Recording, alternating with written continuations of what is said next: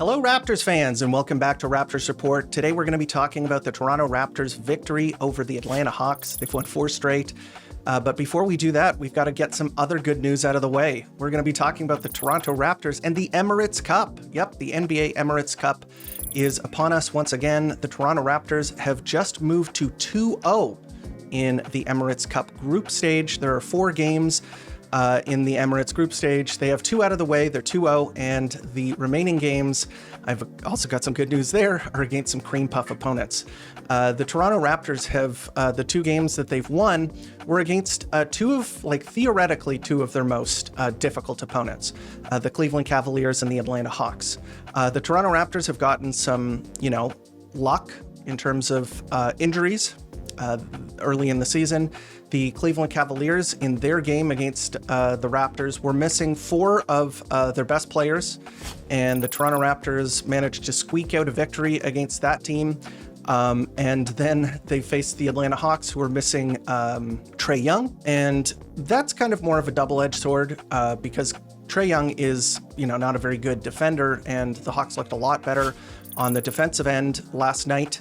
They're probably going to finish, in the play-in tournament or thereabouts, even without Trae Young. They have a lot of quality players on their team, and they can, they'll be able to grind out wins against worse teams. But those were the hard opponents in their group. The final 2 teams that they have to play later this November are the 1-8 Wizards and the 1-7 Pacers. So, things are looking good.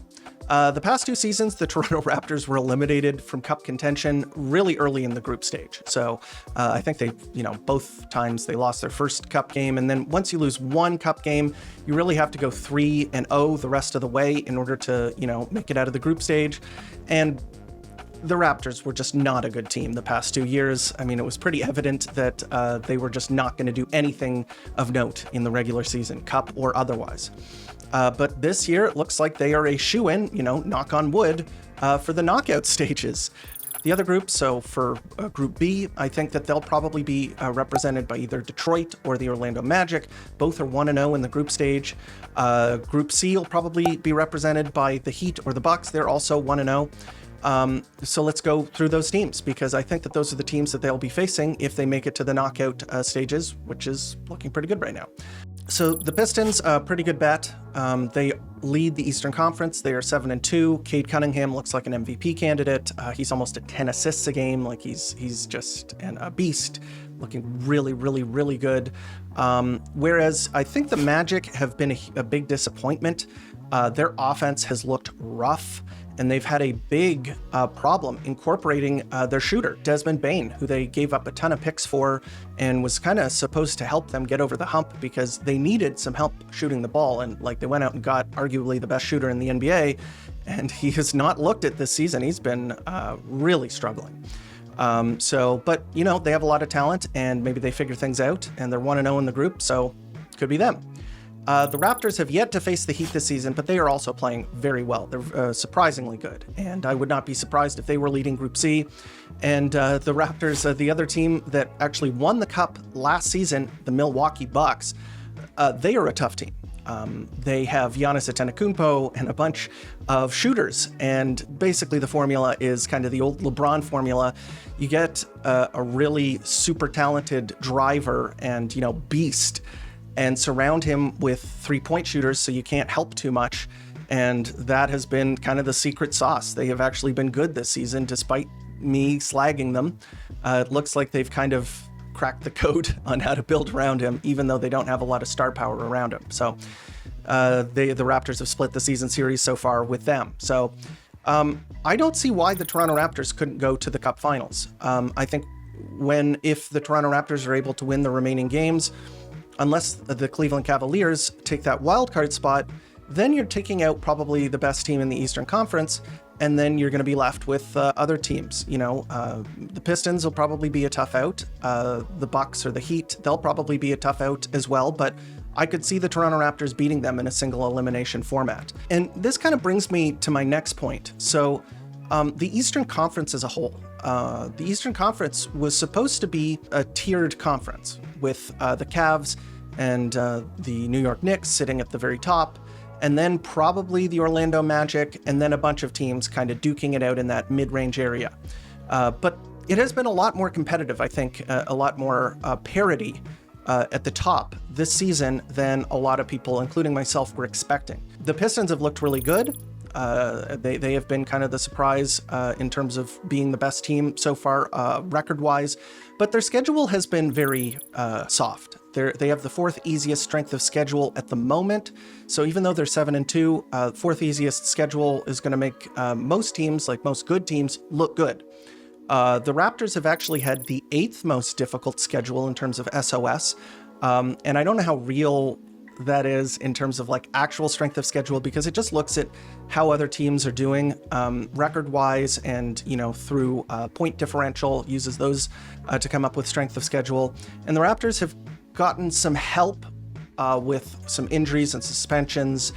Teams have been missing some of their best players the Raptors have faced over the past 4 games, but they have actually been pretty good this season in terms of making it out of the difficult part of their schedule. The Heat have actually been the best team in terms of SRS. So basically, SRS is a weighted system that looks at the difficulty of your schedule and then how you have done against those teams. And they have the top SRS in the Eastern Conference, followed by the Knicks next, then the Raptors. The Raptors are actually in the top 10 in SRS, which is, incredibly encouraging. The Bulls actually are below the Toronto Raptors in terms of SRS, even though they are 6-2 on the season, which is, one of the better marks in the Eastern Conference. And I think they're playing over their heads right now. They do look good. They're a very fun team. Josh Giddey has emerged as one of the better players in the Eastern Conference. Like, he has really been electric. He really showed out against the Philadelphia 76ers a couple of games ago. He kind of put the screws to them. Like, I think he had a 27-point near triple-double or something like that. He was really good. But at the same time, I don't know how good they are. I have a lot of question marks about them, how well they can defend, especially. Like, they have Vucevic at center. They have Josh Giddey, who is a good offensive player, don't get me wrong, but I don't think he's a very good defensive player. Like, they have Matas Buzelis, good two-way player. They've got a couple of guys who can play defense, but I don't believe in their defense. So I think they're going to come back down to earth. Now, the 76ers are also another kind of surprising team. I think a lot of people had them missing the playoffs, missing the play-in, just based on, the health of some of their best players. Joel Embiid has been on a minutes restriction, but he has been productive in his minutes restriction. With that said, Nick Nurse is being Nick Nurse, and what he's doing is he wants to win games so badly that he will just kind of ride his best players into the ground. Like, it is almost comical how much he is playing Tyrese Maxey. Tyrese Maxey's obviously leveled up. Like, the guy is looking like a kind of superstar guard. Like, he has been unbelievable, multiple 40-point games already this season. But he actually leads the league in scoring at 33.5 points per game, but he's doing it because partially he is playing the most minutes per game, 41.3 minutes a game. He's also, Nick Nurse is riding VJ Edgecombe, a rookie. He's playing almost 40 minutes a game as well. So this is a tough, we've seen this. We've seen that Pascal Siakam lead the league in minutes played when he was playing for Nick Nurse as well. Like, that's just kind of how he does it. And I don't know how actually good the 76ers are. I think that, any kind of injury, any kind of problem with Tyrese Maxey, knock on wood, I'm not hoping for that at all. But, when a player plays 42 minutes a game, night in, night out, that can, lead to exhaustion, that can lead to injuries. I don't know how good they are right now. But they are a surprising team. They have a better record than the Raptors, at least right now. They have cooled off recently. The Bulls, as I mentioned, beat them in a really, thrilling game. There have been a lot of really fun games this year in the Eastern Conference. Now, the Knicks, that was one of the teams that everybody, I think, expected to be one of the top 2 teams in the Eastern Conference this year, and they're only 5-3. With that said, they have a good SRS. As I mentioned, it was the Heat were first, and then the Knicks were second in terms of SRS, at least in the Eastern Conference. And they have some bad losses. They've lost to the Bulls, for example. They had a 3-game losing streak. They went to 2-3 on the season, but they've rattled off 3 in a row, like big blowout victories. I think they'll recover. They've got a lot of veteran talent. They're just learning their new offensive system under Coach Mike Brown. So, there's some learning going on there. I think they're going to be okay. They've got a lot of good veteran talent. They've got really good defenders, utility players, scorers. They've got the veteran talent that you need in order to win games.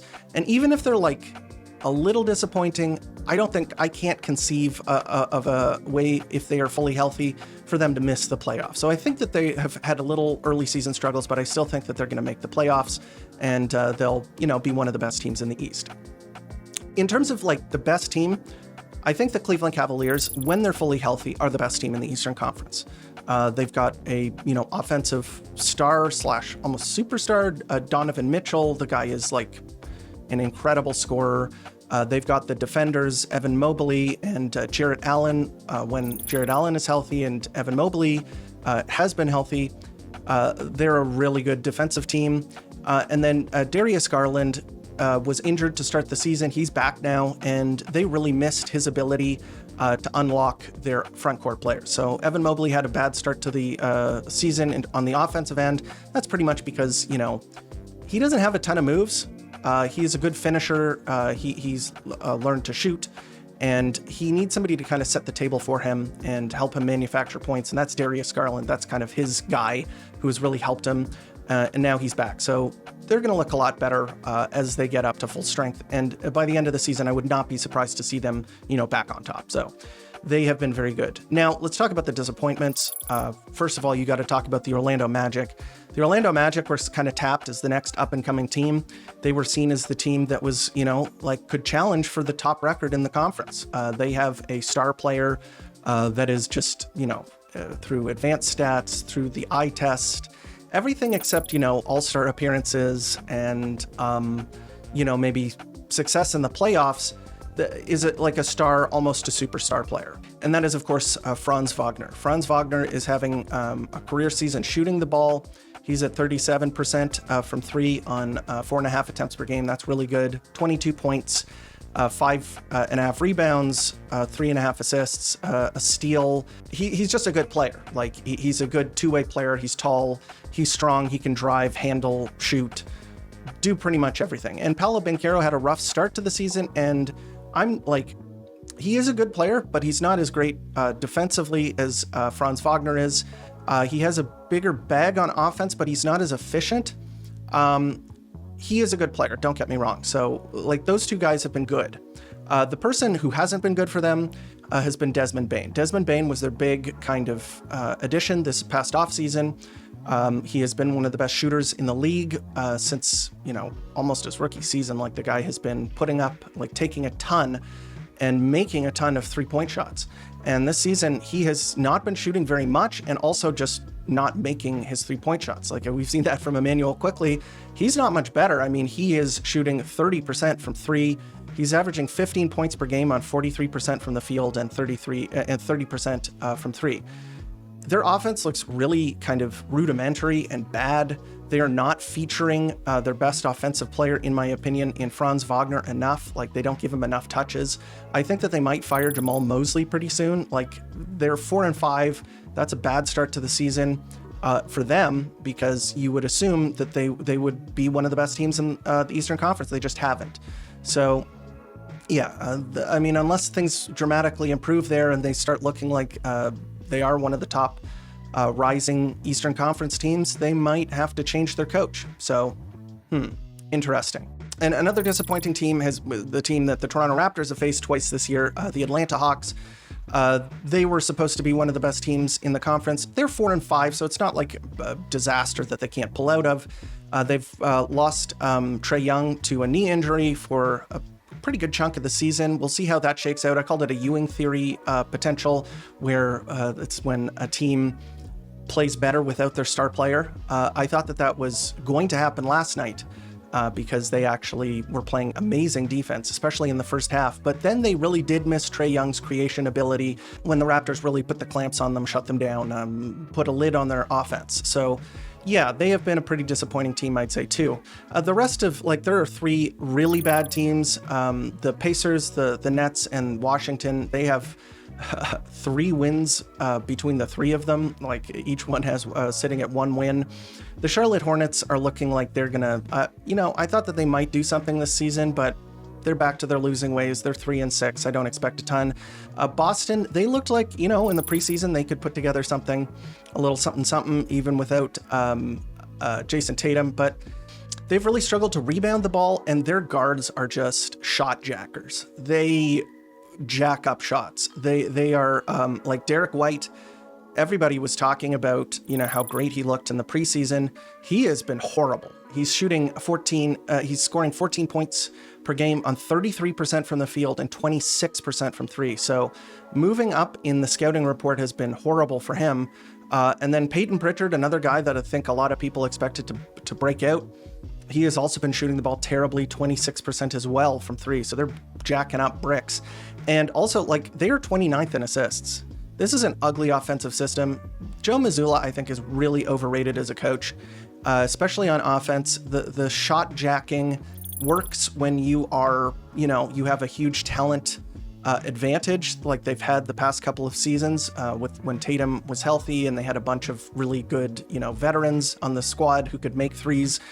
And it just doesn't look very good when you don't have that huge talent cushion. So yeah, they're number 1 in 3-point attempts, and they are number 27 in 3-point percentage. Just a horrible offensive system. I really think that he's overrated as a coach. So anyway, yeah, they're 4-6. But I think there's a lot of parity this year, a lot more parity than I think people were expecting.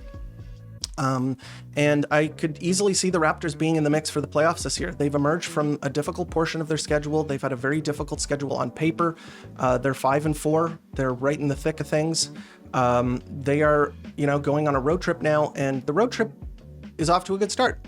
They won against the Atlanta Hawks.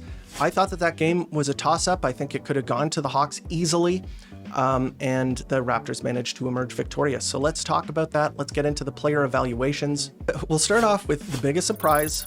He won the chain, and he had his best game of the season in a lot of different ways, and that was Immanuel Quickley. I thought he had a good game.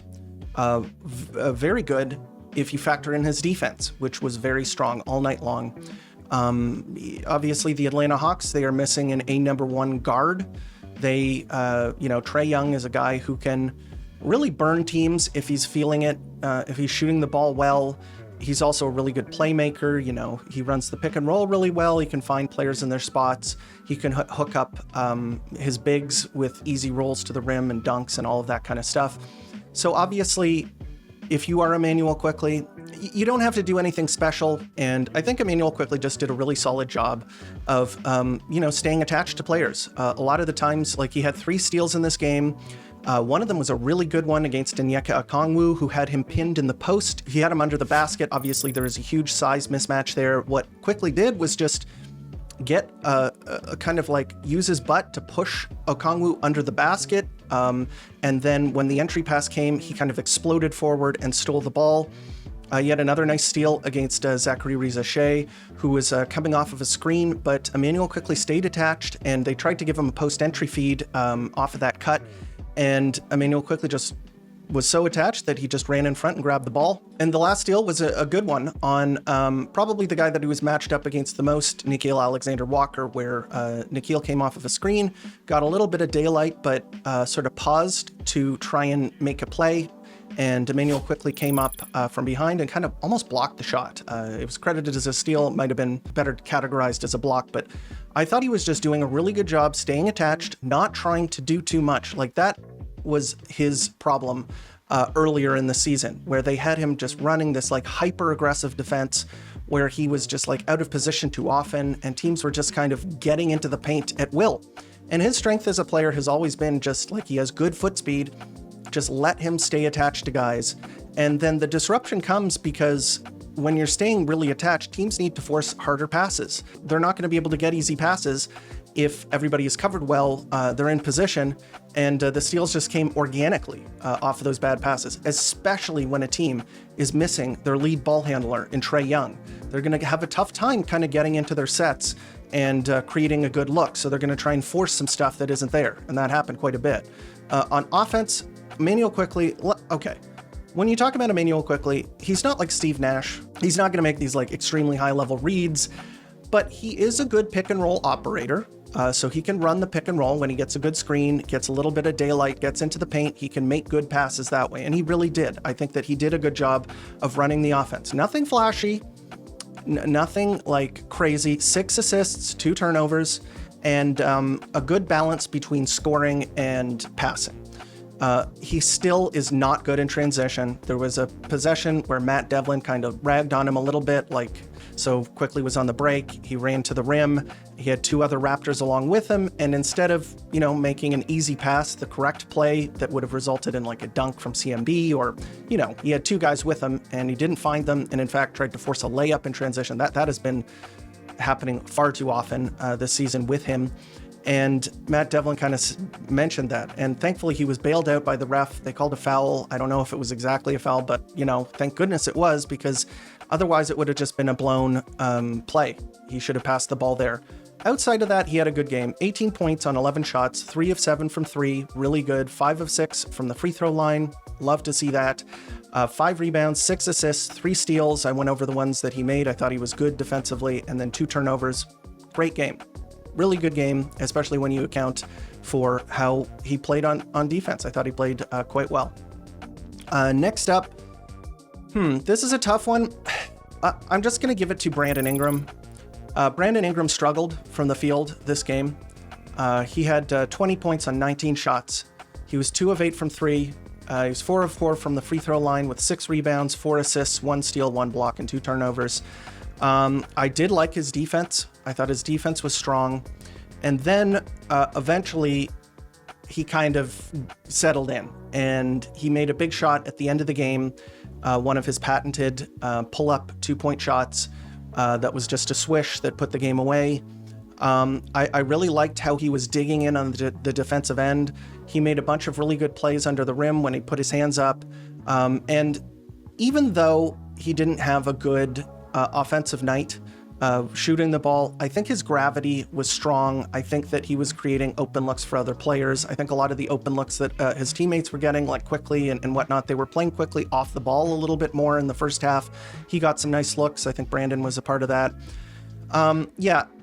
A good all-around statistical game outside of the shooting. 6 rebounds. He does pitch in on that end really well. He has been playing big. 4 assists, good, a steal and a block. Take that every day. He was a plus 17 on this game, so that's another thing. I know that single game plus minus doesn't mean a ton, but when he was on the court, the Raptors played well, and it was a tough one to say, who was the second best player here, because everybody kind of struggled in a different way. After that, I'm going to give it to Jakob Poeltl. Jakob Poeltl, he might be the second best player in the starting lineup. It was, Ingram, Poeltl, but Poeltl had a rough first half, especially just on both ends, really. He struggled to contain the Hawks on the boards and just kind of wasn't impactful enough in the first half. In the second half, he was way better, way, way, way better. And a team like the Atlanta Hawks, they don't have an offensive engine without Trae Young. So they're going to be looking to get favorable matchups, and they are looking to drive inside. They have a lot of athletic wings.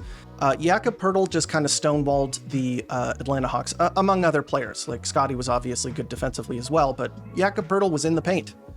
And the Hawks wanted to get inside, and they really just did not have anything going. And it's really about positioning with Jakob Poeltl. That's really his game, is the fact that he can be in the right place at the right time with his body. And when you're 7 feet tall, you have long arms and like a big stout body like Jakob Poeltl. That's 80% of the battle, is are you in the right spot? And he is, consistently. If you are a 6'7", 6'8" wing and you're trying to get to the basket and score, if there is a 7 foot tall, like 270, I'm just guessing here, pound giant in your way, it's going to reduce, like, you're not going to shoot the ball very well. And that happened a lot in the second half. The Hawks would give the ball to one of their large wings. They would drive inside. Even they would give it to sort of their wingish center, Porzingis, and they would try and get something going to the rim, and they couldn't do it. And the reason for that is Jakob Poeltl was in the right position. And then once the shot goes up, Jakob Poeltl got the rebound. He finished with 10 rebounds in 25 minutes. That's awesome. Yeah, he had a double-double in 25 minutes. 12 points on 4 of 5 shooting. He was 4 of 4 from the free throw line. So he made his first free throw of the season in this game and then proceeded to make 3 more of them. He was perfect from the line. That's awesome. Yeah, 10 rebounds, 3 of them offensive. 1 assist, 1 steal, 1 block, 2 turnovers, 4 fouls. Thought it was a great game from him, especially in the second half. He was one of the differences in this game, and one of the reasons the Raptors were able to just, like, this game was won on the defensive end. It was won on the defensive end. The Toronto Raptors didn't have much going on the offensive end. Jakob Poeltl was one of the major reasons the Raptors were able to stop the Hawks from scoring. So big performance from him. Next up, we'll give it to RJ Barrett. I feel like RJ Barrett had a couple of, like, uncharacteristic, like, his defense was bad in a way that he usually isn't bad. He had some struggles containing penetration, where his man would kind of get past him and he would foul, or, he was just kind of a step slow a little bit on defense. I didn't see too many, huge, like, kind of brain farts from him on defense. Like, the Atlanta Hawks, they're not an amazing shooting team, so it's not going to be as difficult to guard them on the perimeter. Like, his usual problem is that he leaves guys open. And the Hawks are not a super dangerous team from the perimeter. They really struggled from 3. They were 23% on the game from 3. And he did really struggle in the first half. Like, he couldn't score at all. But then in the second half, he had a much better offensive game, for sure. He finished with 19 points on 15 shots, so that's pretty good. He was 2 of 6 from 3. That's fine. 3 of 3 from the free throw line. That's obviously great. His free throw shooting has been, pretty rough the past couple of seasons, so it's good to see him go 100% there. He had 5 rebounds, 4 assists, and only 1 turnover. But I think he had a solid game, especially in the second half. He had a good offensive game in the second half.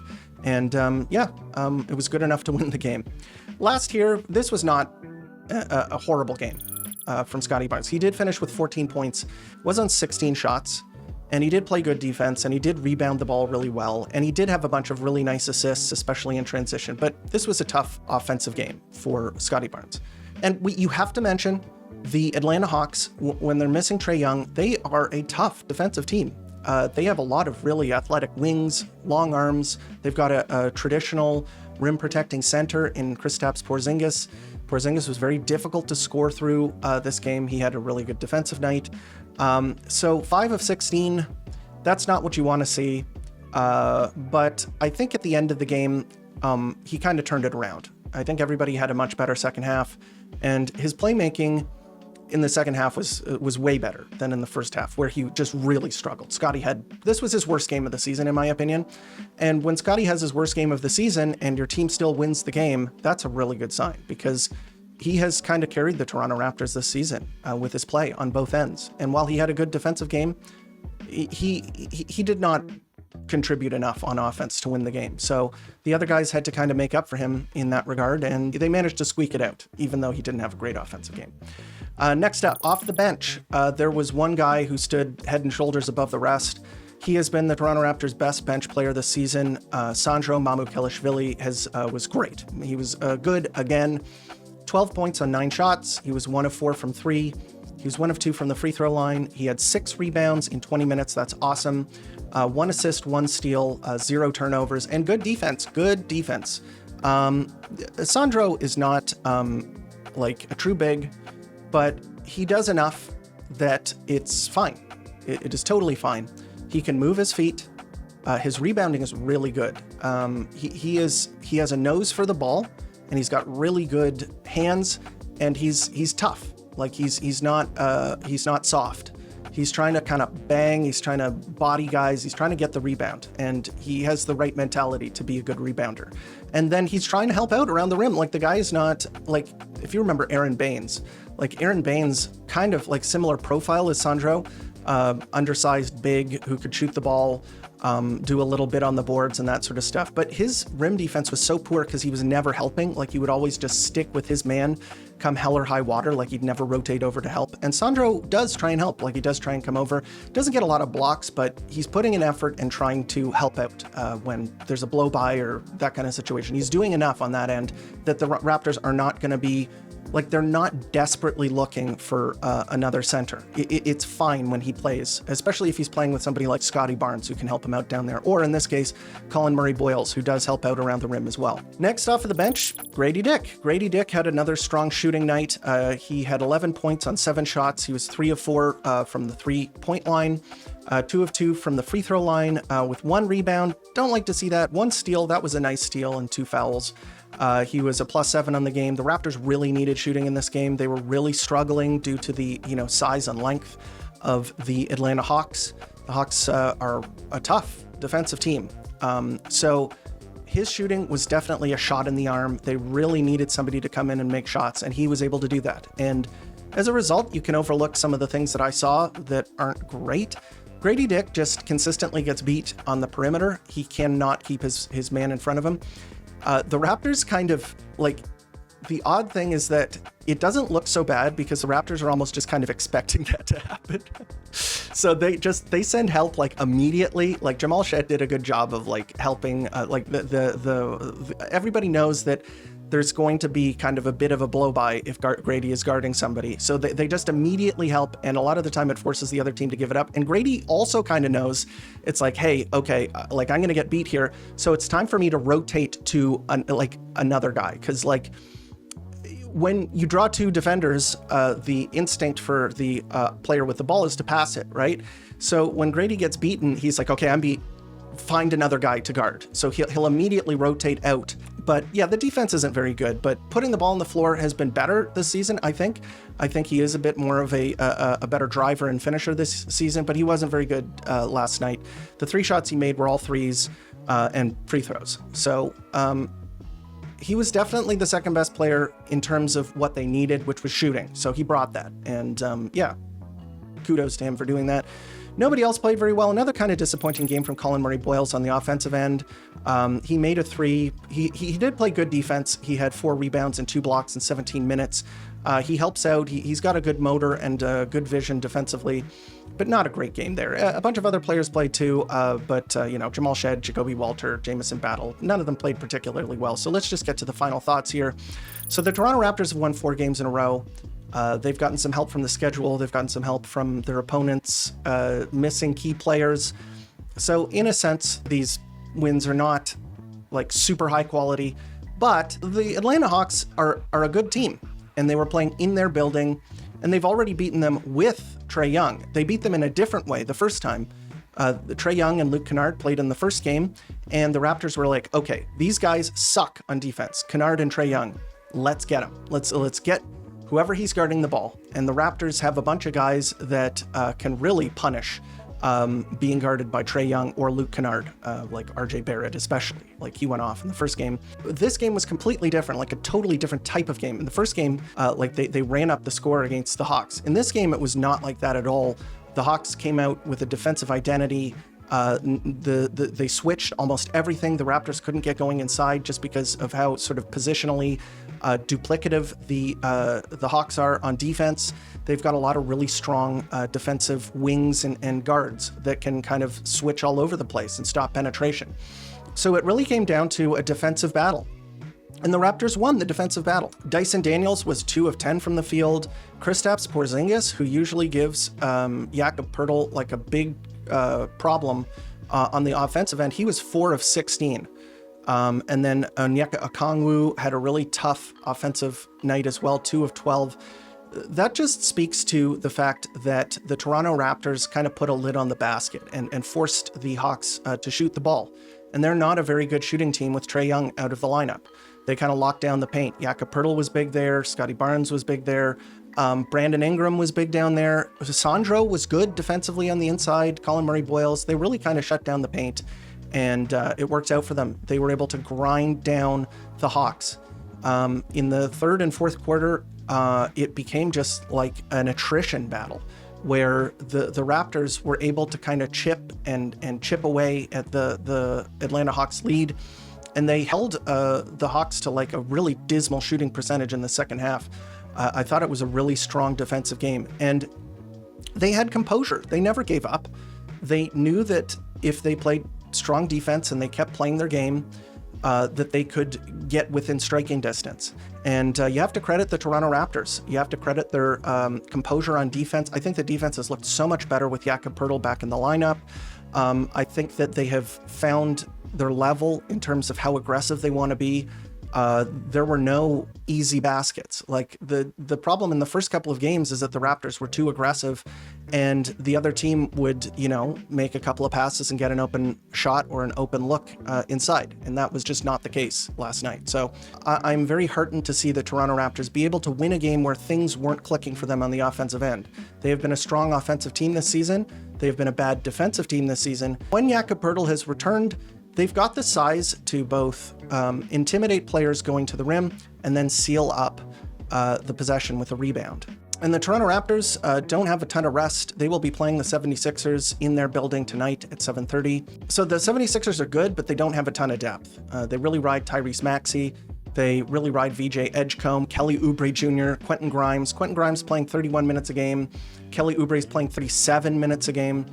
They have some guys who probably aren't rotation players, and Jared McCain has come back from injury, so he's a guy to watch out for. Maybe he can, spell some of their high minutes guards that have been playing for them this season. But I'm curious to see how the Raptors do, because they're really strong on the wing. Sixers are kind of different. They are really strong at the guard spot, and they have one really good big man who's on a minutes restriction, Joel Embiid. He plays just over 20 minutes per game. So I think this is going to be a tough one. It's in their building, and they are 5-3, and the Raptors are on the second night of a back-to-back. So I'm going to guess this is a loss, but the Raptors have been playing quite well. They've won 4 games in a row, so who knows? Maybe they'll be able to surprise the Philadelphia 76ers in their building, keep the ball rolling for them. And that is the episode. I hope you enjoyed. Please leave a like and subscribe. It helps the channel grow.